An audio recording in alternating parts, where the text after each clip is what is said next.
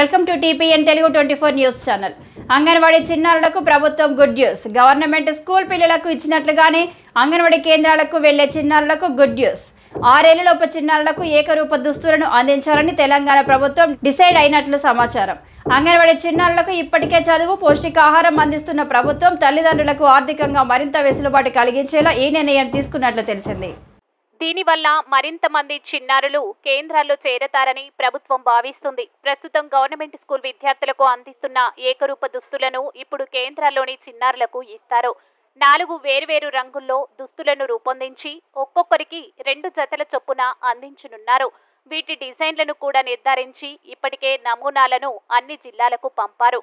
ప్రస్తుతానికి జిల్లాల వారీగా వస్త్రాన్ని అందించేందుకు సిద్ధమయ్యారు.